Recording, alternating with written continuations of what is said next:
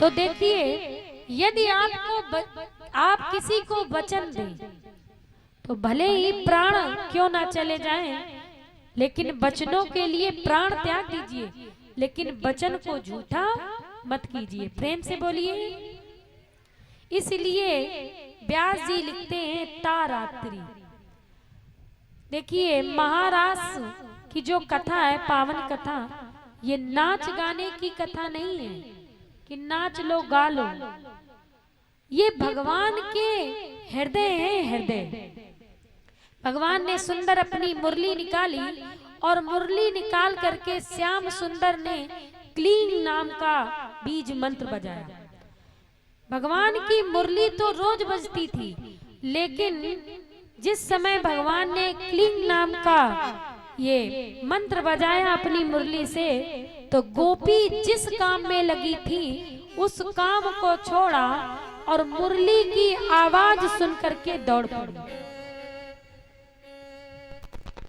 लेकिन कोई बात, मुरली उन्हें नहीं सुनाई पड़ी जिसको श्याम सुंदर नहीं चाहते थे।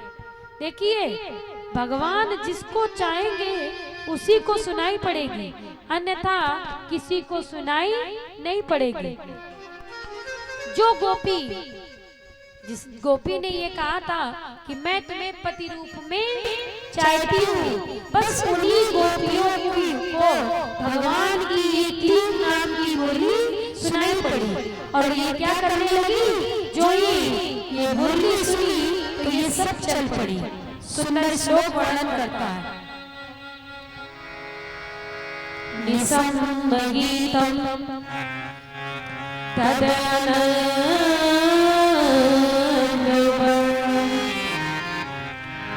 ब्रज स्त्रिया गृहीत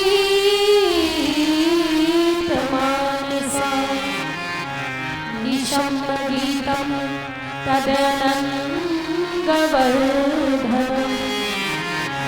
ब्रज स्त्रिया कृष्ण गृहीत मानसा। निशम्ब गीतम, निशम्ब माने सुन करके, और गीत माने गीत को। तद आनंद, आनंद किसको कहते हैं? आनंद किसको कहते हैं? काम।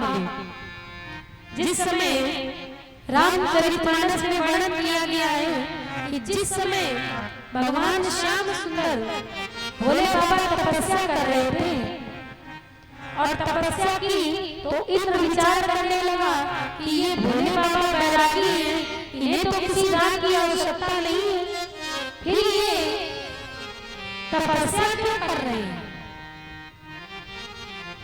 तो इंद्र के कहने से काम हो गया, और जब पहुंचा तो भगवान ने क्या किया, अपने तीसरे नेत्र से कामदेव को जला करके भस्म कर दिया।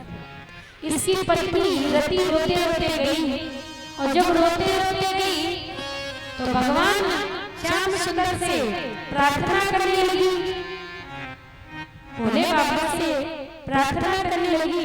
तब भोले बाबा ने कहा कि जब यदुवंश कृष्ण अवतारा हुई है हरण महामय भारा, कृष्ण तने हुई है पति तोरा, वचन अन्यथा मान न मोरा। आज से तुम्हारा जो ये पति है ये क्या कहलाएगा? आनंद। कोई शरीर नहीं है, लेकिन फिर भी आनंद से जाना जाएगा। इसीलिए व्यास जी ने लिखा तदनंग गीतवर्धनम्। जो ये सुंदर गोपिकाओं के कानों में ये मुरली की आवाज पड़ी तो समस्त गोपिकाएं अब अपने अपने घर को त्यागने लगी। एक गोपी अपने बालक को दूध पान करा रही थी। एक ही स्तन से दूध पिलाया और अपने बालक को पालने में बिताया और भगवान श्याम सुंदर की ओर दौड़ पड़ी। एक स्त्री काजल लगा रही थी तो एक ही आंख में लगा और भूल गई जो इस मुरली की आवाज सुनी तो एक आंख में काजल और दूसरा भूल गई भगवान की ओर दौड़ने लगी। एक गोपी गाय का दोहन कर रही थी और एक ही दोहन किया, एक ही तन से दूध दुआ और फिर भूल गई। भगवान की मुरली तो ऐसी है कि जो भी सुनता है वो पागल हो जाता है। तो आइए भगवान की मुरली सुने।